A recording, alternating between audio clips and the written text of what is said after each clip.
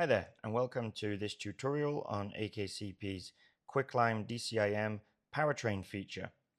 The powertrain feature is quite useful if you want to have detailed insights to your power utilization at various points throughout your facility's powertrain. So what we have here is a three-phase power system, a mainline power with a backup generator coming into our main breakers, and we are monitoring this right down to the individual server level here, or the individual cooling system. So you can see at each one of these points we have a power meter and readings being displayed here. So in this case we have a three-phase PDU, and we're monitoring the voltage, current, and power on each of the three phases, L1, L2, and L3.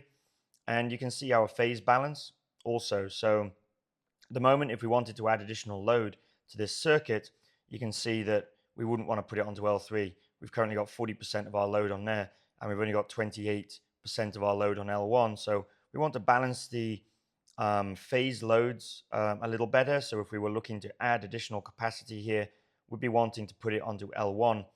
And we can also see our total power utilization of 67%. So out of an available 52.65 kilowatts on this circuit, we're utilizing 35.26.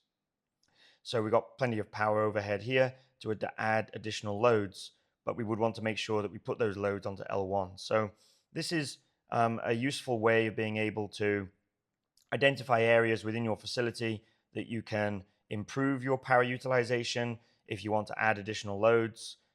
We can also as well classify the loads so we can see our PUE. So over here we've got our PUE number at the moment, 1.33. And this is because we've classified these loads. So over here we have our cooling system, and we've classified these as cooling loads. So under Edit Asset, the equipment type is cooling. So any power readings that are coming in to this asset here are going to be classified as cooling loads. Now over here, we have our IT loads. So we go into Edit Asset, and under Equipment, you can see this PDU has been classified as IT loads. So any of the power readings here will be classed as IT loads, and that's how we can calculate the power usage effectiveness numbers that you can see here in this side panel. So how do we go about setting this up? Well, it's relatively straightforward. We have a wizard here for setting up your powertrain. So if we close this one here, and we'll set up a new powertrain. I'll show you how relatively quick and easy this is to do. So under powertrain here, we're going to choose how many utility lines we have, and I'm going to call this ML, that's main line. And then we have our generator, we'll give that a prefix G, and how much power we have available on those. So let's say we've got 1,000 kilowatts of available power on our main line, and we've got 1,000 kilowatts of available power on our backup generator. You can choose your power type, so single or three-phase. We'll go with three-phase here. And the color coding that you wish to use, whether you're using North American, black, red, and blue for L1, L2, and L3, or the IEC standard brown, black, and gray, or the Australian, New Zealand red, white, and blue. So we'll stick with the IEC standard here. And then we're going to need to input for our main breaker, which will prefix MB for main breaker. We'll say this is 380 volts, three-phase power, and our main breaker load in amps. So you could calculate this by taking the kilowatts dividing by voltage, or you can input whatever it is you've got there. So we'll just go with a value of 200 amps just for the purposes of this demonstration. Now, how many breaker panels have we got? We'll say we've got 4 breaker panels. Each one of those panels has a main breaker. There'll be 50 amps each, as we have 200 amps on our main line coming in. So 4 times 50 would give us 200.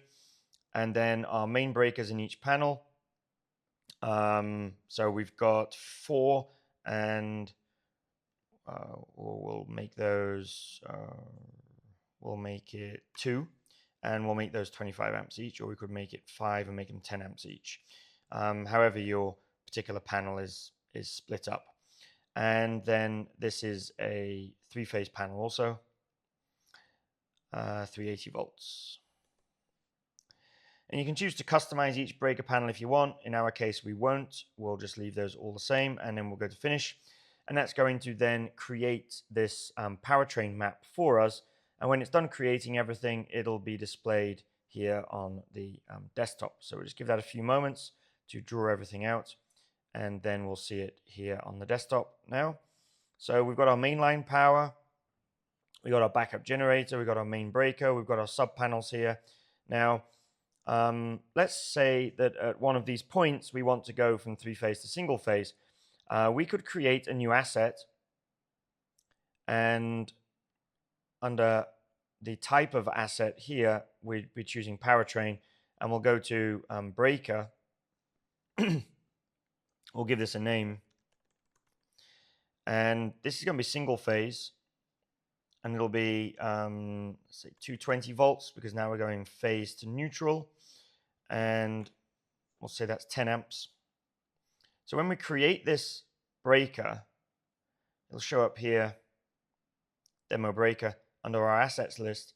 We could drag this across, and we could put this onto L1, L2, or L3 of one of these. So we could add that into here. So now you can see we've gone from three-phase power, our red, black, and gray, and we're going out to a single-phase breaker here, which is on our red line. Now we could create another one of those and put it onto L2, another one on L3, for example.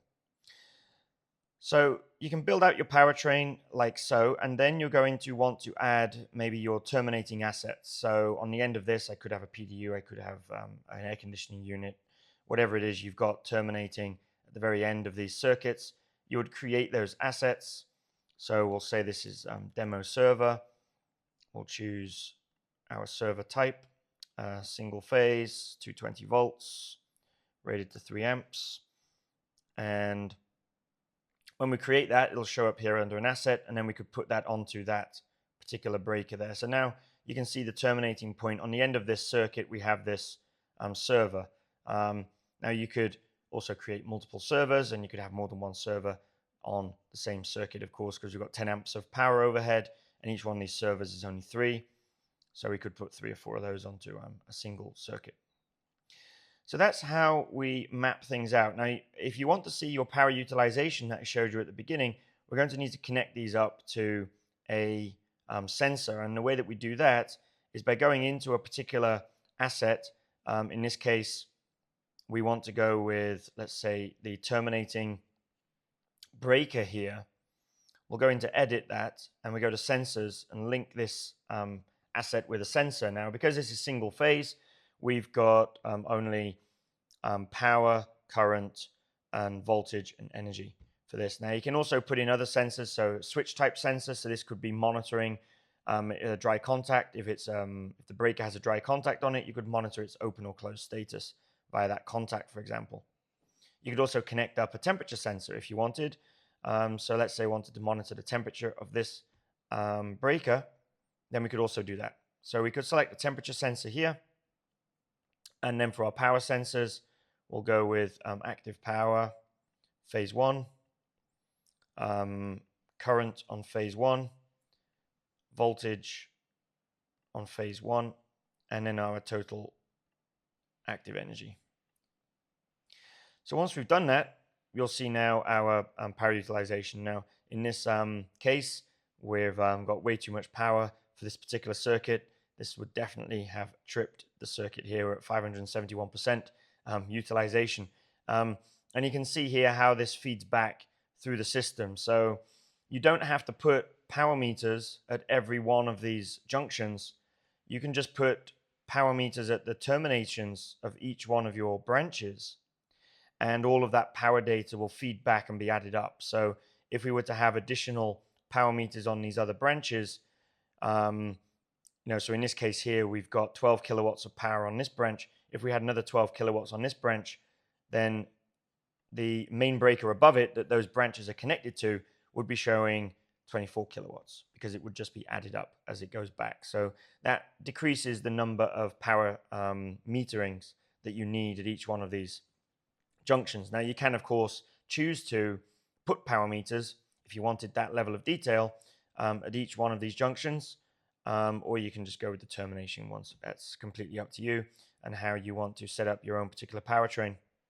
So we've also got a simulation mode that we can jump over into. So this is quite useful for just making sure that everything is connected up. So if we enable our mainline power, you can see obviously everything is powered.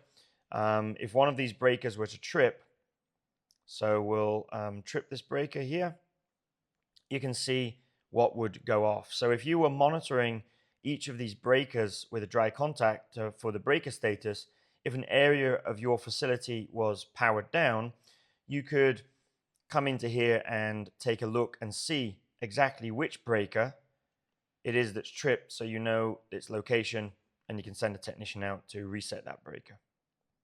So quite a useful tool here to give you insights into your total facility power and power utilization, and where you could add additional loads where you're maybe exceeding or getting close to potentially tripping your breakers, checking your phase balance, making sure that if you want to add additional loads, you're putting it onto the correct phases, and so on.